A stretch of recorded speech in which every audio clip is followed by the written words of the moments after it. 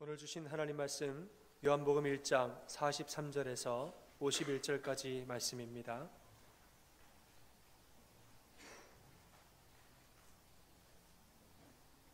봉독합니다.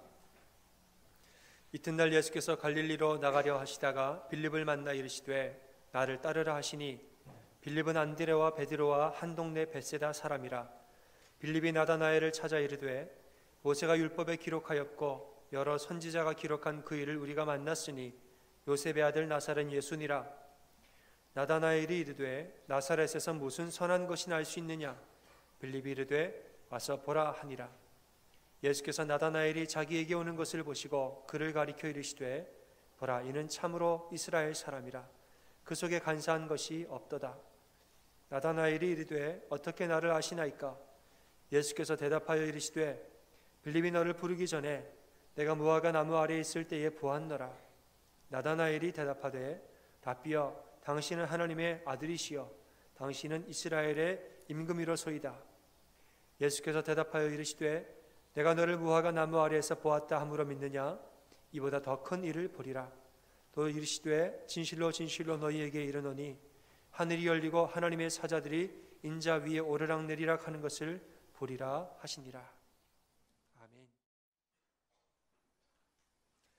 요한복음 말씀을 우리가 강해로 계속 보고 있습니다. 오늘 말씀에 보면 예수님이 점점 제자들이 생겨나는 그런 과정들을 우리가 보게 됩니다. 예수님이 제자들을 전도하고 또 제자가 된 사람들이 다시 사람들을 데려와서 제자로 삼고, 이 과정들을 가만히 보면 이것이 결국 전도에 대한 이야기입니다.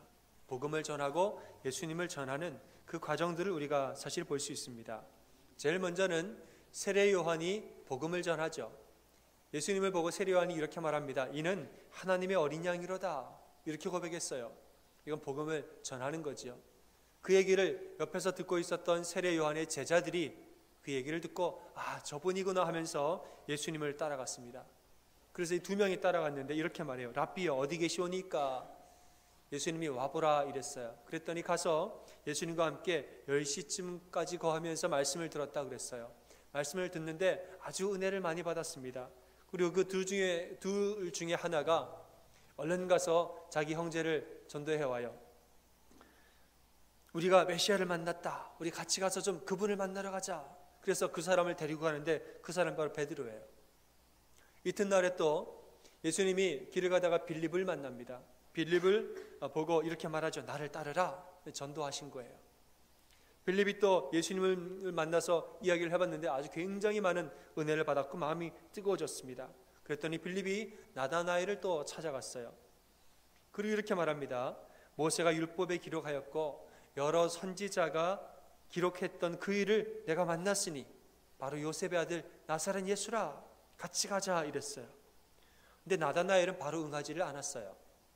전부 다 이제 한 걸음에 착착착 제자들이 전도되고 되는 것 같은데 나다나엘은 좀 그렇게 한 번에 되지는 않았습니다. 이렇게 말했어요. 나사렛에서 무슨 선한 것이 나겠느냐 이렇게 말했어요.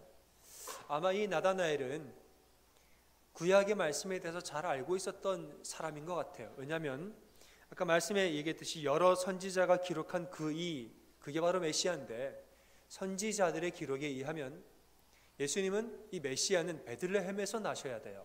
그런데 나사렛이라니, 베들레헴 출신이어야 하는데 나사렛 출신이라니, 그러니까 나는 안 된다 이거예요. 그분은 메시아가 아니다 이랬어요. 나다나엘이 나사렛에서 무슨 선한 것이 나겠느냐.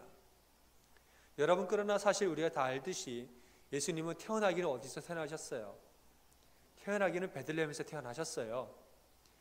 그리고 자라기를 이제 나사렛에서 자란 거지요. 그러니까 선지자가 예언한 바가 맞아요. 그런데 이 사실을 나다나엘이 알 리가 없지요. 어쨌든 지금 나다나엘은 예수님이 베들레헴 출신이 아니라는 사실 때문에 그는 절대로 메시아가 아니다. 그 마음으로 지금 굳어 있는 상태에 있습니다. 그리고 거기서 나사렛에서 무슨 선한 것이 나겠느냐. 그런데 여러분, 이 굳어 있는 마음들, 한번 사람이 어떤 생각에 사로잡히면 그리고 그것이 내 삶에서 상식이 돼버리면 그것에서 헤어나오기가 결코 쉽지가 않습니다. 우리가 알아야 될 사실은 뭐냐면 상식이라는 것이 영어로 common sense잖아요.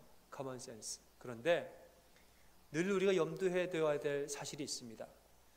나의 상식이 다른 사람에게는 상식이 아닐 수도 있다는 사실을 알아야 돼요. 내가 그동안 경험을 통해서 내가 알고 있던 내 안에 있는 상식이 다른 사람에게 커먼하지 않은 것일 수도 있다는 사실을 우리 늘 염두해 두고 살아야 돼요. 그런데 이게 그런 염두를 하지 않으면 내가 가지고 있는 상식이야말로 커먼한 것이다. 이것에 사로잡히면은 거기서 헤어나기가 참 쉽지가 않아요. 나다나엘이 지금 베들레헴이라는 이 커먼 센스에서 헤어나지를 못해요. 그런데 이런 단단해진 마음을 녹였던, 그를 결국엔 전도했던 빌립의 한마디가 있습니다. 그것이 뭐냐? 와보라 이거예요. 와보라. 전도의 가장 중요한 도구는 뭐냐면 하나님을 만나는 체험입니다. 여러분 혹시 주위에서 복음에 대해서 이야기하다가 논리로 자꾸 논쟁으로 번지는 경우가 있습니다. 우리 예수 믿어봐, 교회 가자 그러면은 한번 설명해봐. 이 세상에 수많은 신인데 이러면서 왜 너는 그것만 예수만 신이라고 그러고. 근데 막 하다 보면 철학적으로 논쟁하고 계속 뭐 이런 저런 논쟁을 하게 돼요. 그런데 여러분, 전도는 논쟁으로 될 것이 아닙니다. 여러분 열심히 논쟁해서 여러분이 이겼어요. 그럼 어떻게 될까요? 그 사람 화가 나서 교회 안 가요. 그래, 아이고 너 잘났다 이러고, 역시 저 교회 다니는 사람들이 말만 잘해가지고 너나 열심히 다녀라 이러고 마는 거지요. 전도의 가장 좋은 도구는 언어가 아니고 내 안에 먼저는 내가 하나님을 체험한 그 만남, 그 체험과 따뜻한 사랑, 그것이 내 안에 있어야 하고 또 그것을 전하는 것이고, 더 나아가서는 그 사람도 하나님을 그렇게 만나게 하는 것이 전도예요.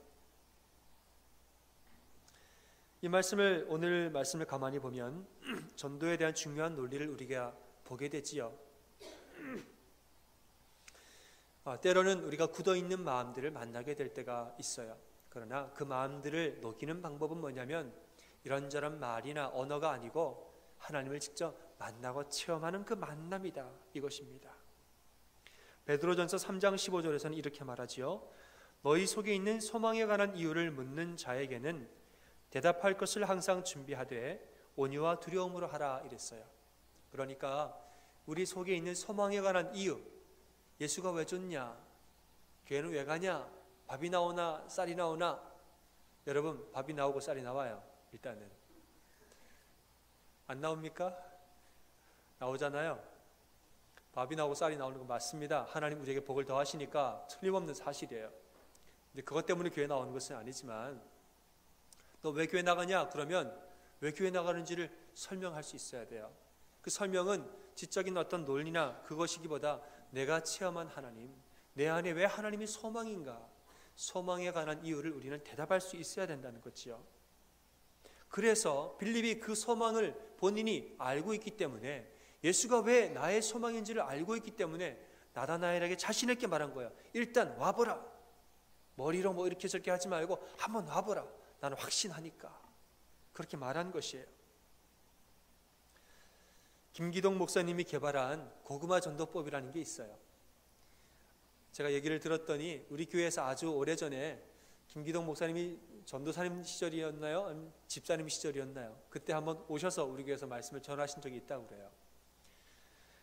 그분이 고구마 전도법을 참 많이 말씀하시는데, 이 전도법에 의하면 전도는 어려운 것이 결코 아니다 이거예요. 아주 쉬운 것이다. 이분은 성도를 고구마라고 이제 비유를 했어요.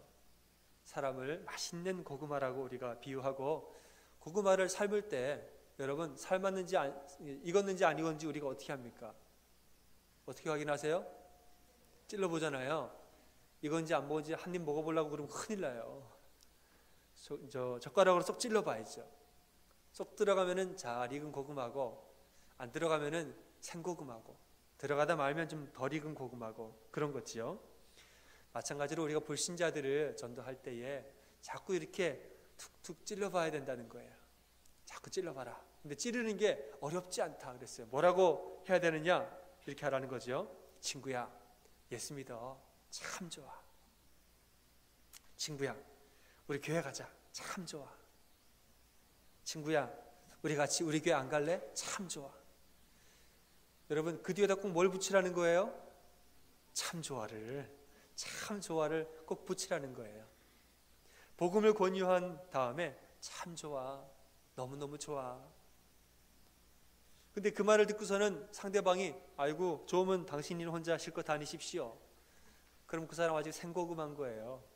생고금하니까 기다려줘야 되고 그 기다림을 계속 찔러봐야 되는 거지요. 여러분, 하지만 이 생고금아도 단단해진 너나 믿어라 하는 이 생고금아도요, 그 고구마도 그 마음이 상심할 때가 있어요. 늘 생고구마가 늘 단단하게 사는 것이 아니에요. 사람은 영적인 존재이기 때문에 심령이 상할 때도 있고 마음의 궁핍함과 마음의 어려운 고민이 생길 때도 있어요. 우리가 겉으로 볼 때 부유하고 건강하다고 그렇다고 다 잘 지내는 것이 아닙니다.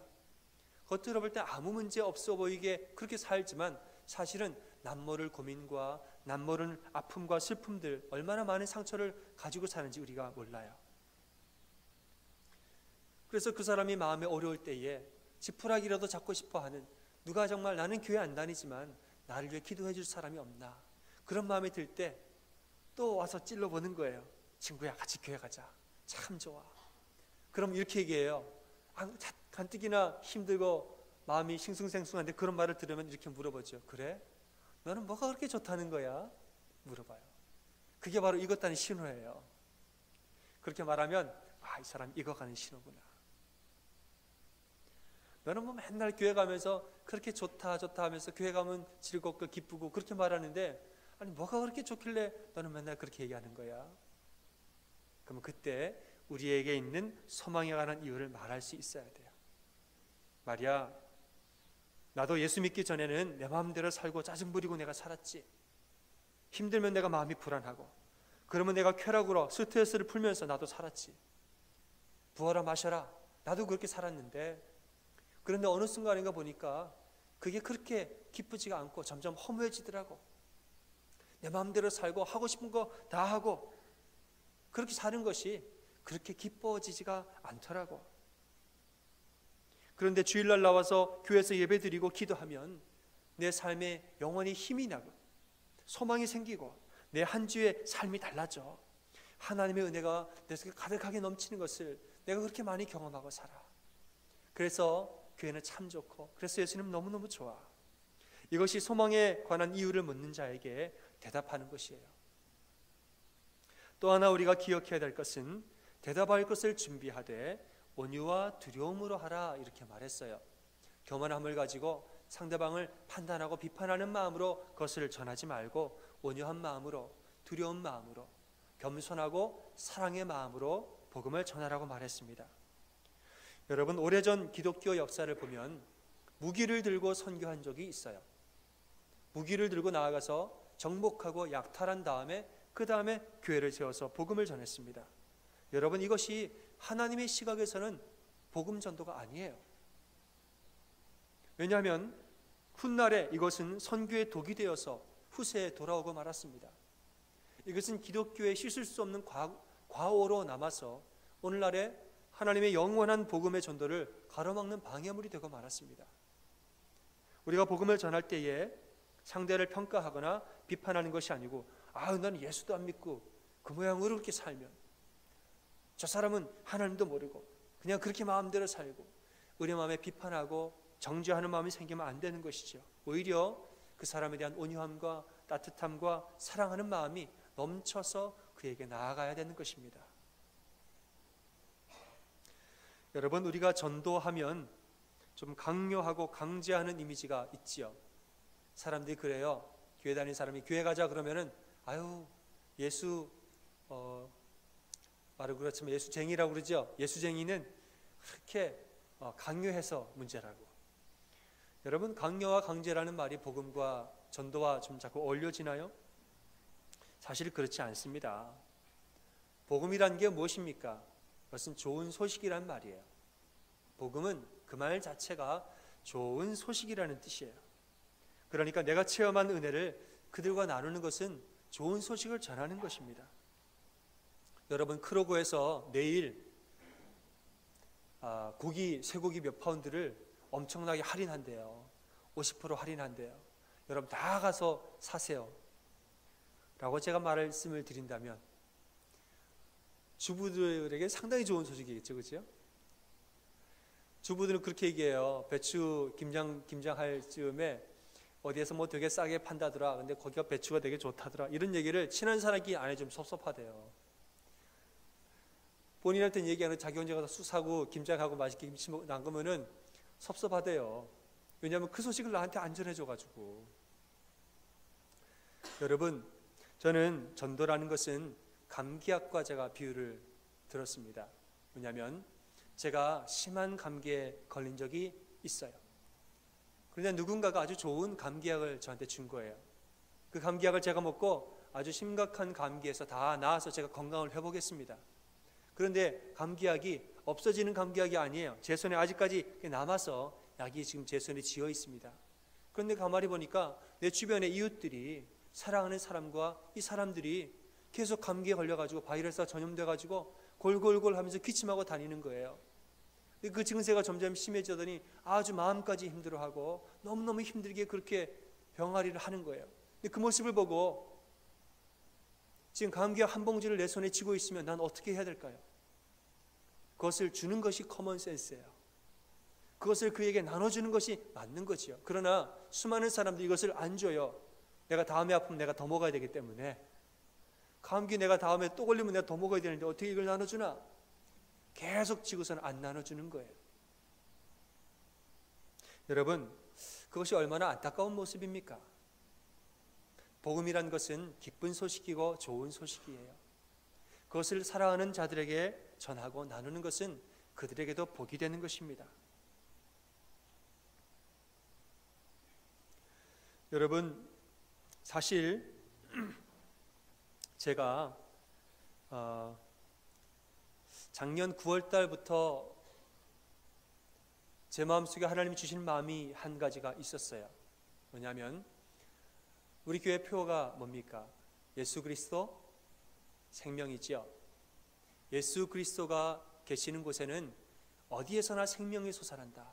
그것을 우리가 표어로 삼고 그 방향을 위해서 우리 교회가 나아가는, 말하자면 우리 교회 스피릿이에요. 예수 그리스도가 함께 있는 곳에는 생명이 생겨나고 솟아난다. 그런데 이런 표를 위해서 우리가 나아가는데 마음이, 교회에 위해서 기도하는데 이런 마음이 드는 거예요. 그런 표를 가지고 나아가는데 우리가 앉아서 찾아오는 분들, 우리 교회를 찾아오는 분들만 영접하고 맞이하고 있는 것이 이게 맞는 것인가? 지금 그런 마음이 들었어요. 가만히 앉아서 우리 교회 그저 방문하시는 분들을 맞이하고 환영하고 박수를 쳐주고 그렇게 하는 것이 맞는 것인가? 그런 마음이 기도하는 중에 많이 생겼습니다. 그리고 제가 전도에 대해서 이야기를 해야겠다, 그런 마음이 들었어요. 그런데 제가 바로 이야기할 수가 없었어요.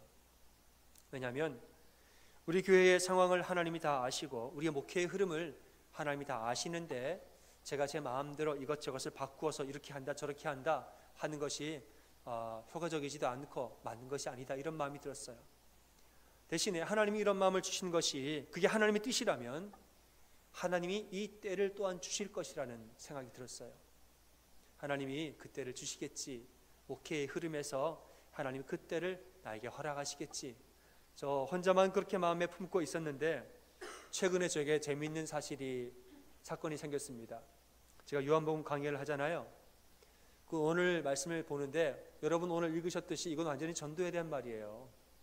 예수님이 제자를 삼고 또 제자들이 또 제자들 데려오고 빌립이 나다나엘을 전도하고 와보라 그러고 이건 완전히 전도 얘기인 거예요. 그래서 야, 이건 전도에 대해서 나누라는 말씀인가 하고 있었는데 며칠 전에, 그러니까 이틀 전에 우리 금요 청년부 예배에서 그 속회별로 공과를 쓰는 내용인데 그 공과 내용이 뭐였습니까? 전도였지요. 그러니까 제가 지난주 화요일날 리더 모임 때 전도에 대해서 가르치고 금요일날에 속회 청년부 속회 모임에서 전도에 대해서 얘기한 거예요. 또 하나 더 있어요. 그런데 사랑방 모임에서, 제가 수요 사랑방, 토요 사랑방 있는데 사랑방 모임에서 나온 그 책에 있는 내용이 전도에 대한 얘기예요. 그러니까 제가 지금 한 주 내내 전도에 대한 얘기만 계속 하나님이 주시는 거예요. 좀 놀라웠습니다. 어떻게 이렇게까지 맞아떨어지지? 그런데 또 사랑방에서 전도에 대한 얘기를 하다가 이제 이런저런 얘기를, 전도가 얼마나 귀한 것인지를 얘기를 했어요. 했더니 한 권사님이 이렇게 말씀하세요. 한성숙 권사님이 아니고 한 분의 권사님이 저보고 이렇게 말씀하세요. 목사님, 이 이야기는 사랑방 모임에서만 할 것이 아니고 온 교인들에게 좀 자주 또 많이 좀 말씀하셨으면 좋겠어요. 그런 얘기를 해요. 근데 그분은 그렇게 말씀하시는 거지만 저에게는 이 여러 번의 이 사인들을 계속 봐왔던 저에게는 그것이 마지막 사인이었어요. 전도에 대해서 분명히 이야기하라는 하나님의 사인이구나. 그런 확신으로 저에게 왔습니다. 제가 오늘 전도에 대해서 여러분과 나누는 것이 그냥 하는 것이 아니다라는 사실을 여러분 기억하시길 바랍니다. 사랑하는 여러분, 우리가 전하는 복음은요, 결코 의미가 없는 것이 아닙니다.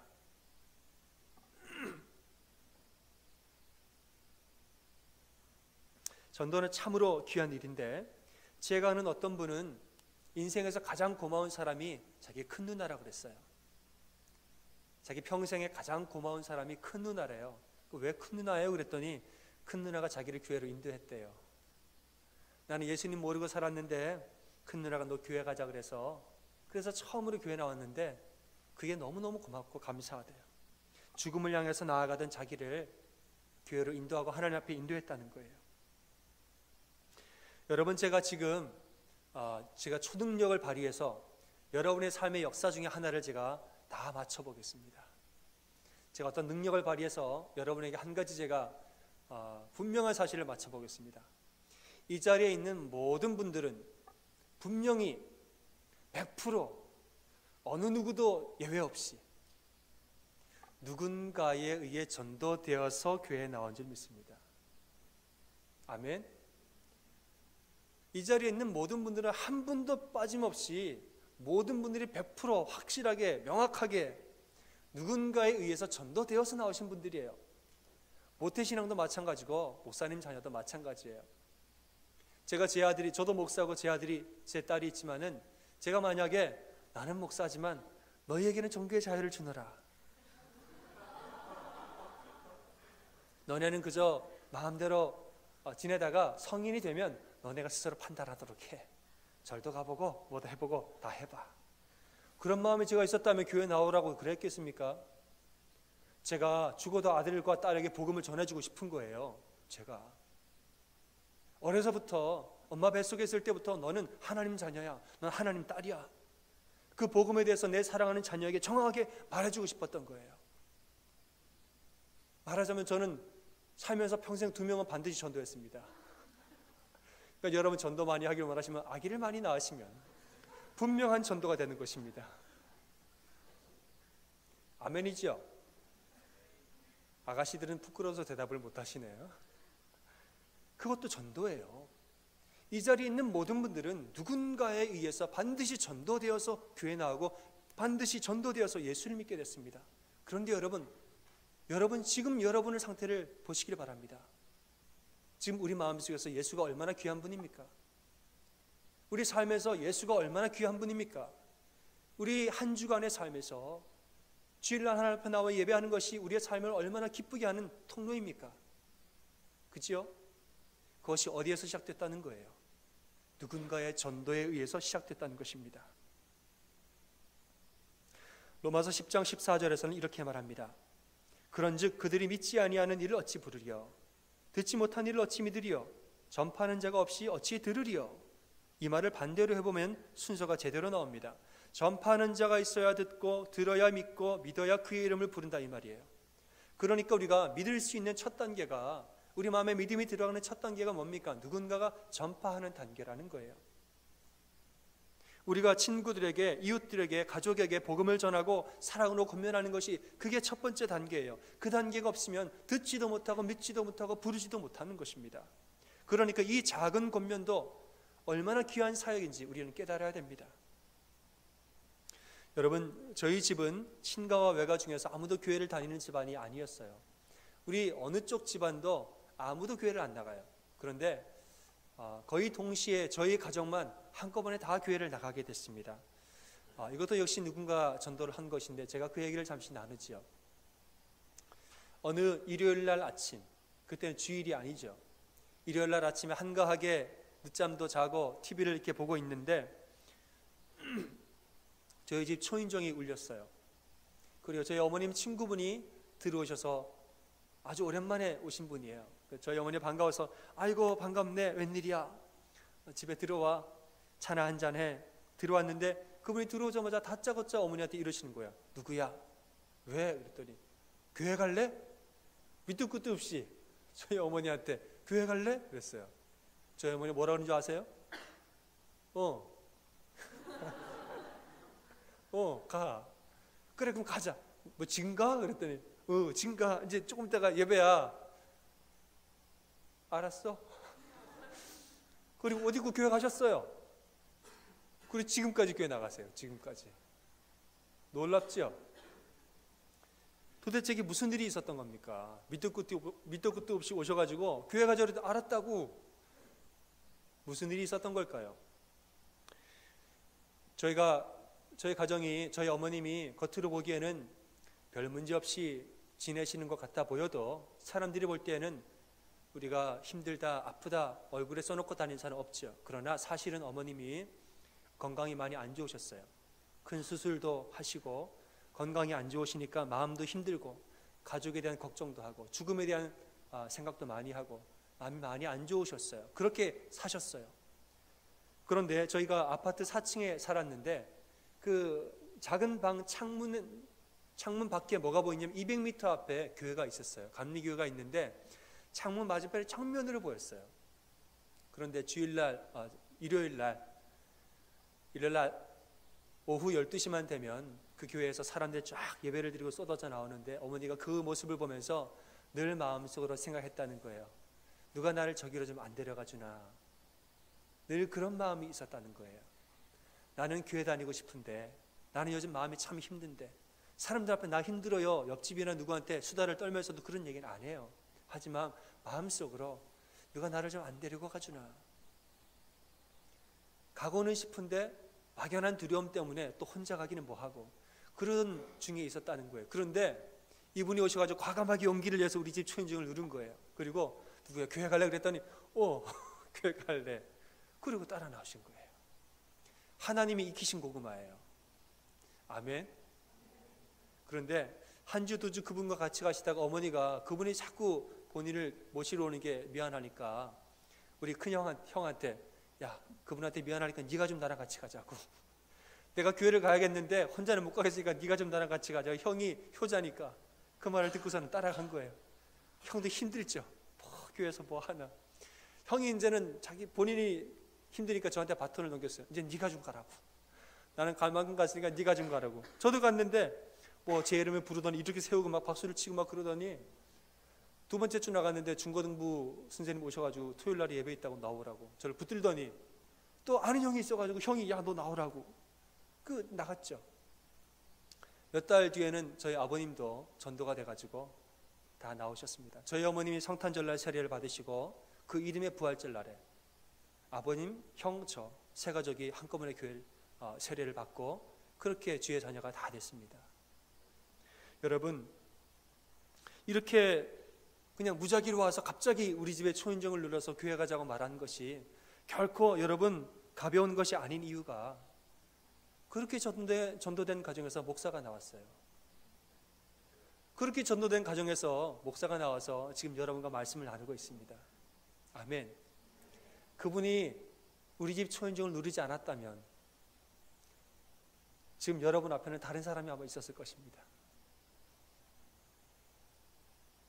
사랑하는 여러분, 우리가 전하는 복음이 결코 의미가 없는 것이 아닙니다. 모두가 복음을 거부할 거라고 여러분 생각하지 마십시오. 부유하고 성공했다고 우리가 잘 사는 것이 아닙니다. 우리 눈에 보기에 좋아 보인다고 그래서 그 사람이 잘 사는 것이 아닐 수가 있어요. 모든 사람에게는 아무에게나 말할 수 없는 허전함과 심령의 공고함이 있습니다. 마태복음 9장 36절에서 이렇게 말합니다. 예수님이 무리를 보시고 불쌍히 여기시니 이는 그들이 목자 없는 양과 같이 고생하며 기진함이라 이랬습니다. 여러분, 예수님이 그를 따르는 무리를 보고 목자 없는 양같이 기진하고 고생한다고 그랬어요. 신기하죠? 예수님을 따르던 무리에는 가난하고 어려운 사람만 있었던 게 아니에요. 부자도 있었고 잘 사는 사람도 있었고 많이 배운 사람도 있었습니다. 근데 그들을 다 한꺼번에 기진하고 힘들어하는 사람이라고 말한 이유가 뭡니까? 그것은 내면에 대한 이야기가 아니고 내면에 대한 이야기입니다. 잘 살아 보이는 사람, 못 살아 보이는 사람, 힘들어 보이는 사람, 좋아 보이는 사람, 건강한 사람, 약한 사람, 외면이 아니고 사람이라면 누구나 마음속에서 심령의 고통과 고난함을 경험하고 산다는 것이에요. 그러니까 그들이 목자가 없으니까 심령이 고생하고 기진했다는 거지요. 사랑하는 여러분, 우리 주위에는 그런 분들이 우리가 예상하는 것보다 더 많다는 사실을 아시길 바랍니다. 우리가 전하는 복음이 그들을 예수님께 인도하게 될 것입니다. 여러분, 우리는 지금 모두가 누군가의 와보라 하는 권면에 의해서 예수를 믿게 됐습니다. 그리고 지금은 예수님이 내 삶에 얼마나 귀한 분인지, 믿음이 나에게 얼마나 귀한 선분인지를 우리는 너무나 잘 알게 됐습니다. 여러분, 그분께 감사하셔야 돼요. 이제는 우리가 복음을 전할 때입니다. 우리도 그 복음을 전할 차례입니다. 전도에는 3P라는 것이 있습니다. 프레이어, 폰, 피자. 세 개를 3P라고 그런대요. 프레이어는 기도죠. 폰은 전화인데 관심을 말하는 것이에요. 잘 지냈어? 지난번에 글을 어떻게 됐어? 야, 이거 내가 뭐 좀 했는데 네가 한번 좀 먹어봐. 계속 관심을 가지고 하는 것이죠. 마지막에 피자는 먹는 그대로 피자지만 섬김을 말하는 것이에요. 그 사람을 도와주고 그 사람에게 순수한 마음으로 선한 도움의 손길을 내미는 것. 그래서 기도와 관심과 섬김, 이 세 가지가 함께 가는 것이에요. 주변에서 이렇게 말하는 사람 있죠. 교회, 예수, 거기서 뭐 선한 것이 나겠어? 오늘날에 참 많은 사람들이 인터넷상에서 혹은 왜곡된 그런 편견들을 가지고 교회에 대해서 그렇게 말합니다. 거기서 무슨 선한 것이 나겠냐고. 사실 여러분들 그건 다 곡해된 커먼센스죠. 그들에게는 그게 커먼센스겠지만 사실은 커먼한 것이 아니에요. 이들을 말하자면 생고구마죠. 생고구마. 그러나 여러분, 그렇게 말하는 생고구마들도 포기하지 마시길 바랍니다. 그들이 익을 때까지 기도하시고 그들이 익어가기까지 관심을 가져주시고 그들이 익을 때까지 섬겨주시길 바랍니다. 그 모든 과정에서는 온유함과 두려움으로 하시길 바랍니다. 그리고 우리가 생각하는 것보다 하나님이 이미 익혀놓으신 고구마들이 훨씬 더 많다는 사실을 여러분 꼭 기억하고 사시길 바랍니다. 그리고 그들에게 복음의 기쁜 소식을 전하는 여러분이 다 되시기를 주의 이름으로 축원합니다. 아멘. 우리 서로 전우적으로 인사하시겠습니다. 고구마 찾으러 갑시다. 그렇게 인사하시겠습니다.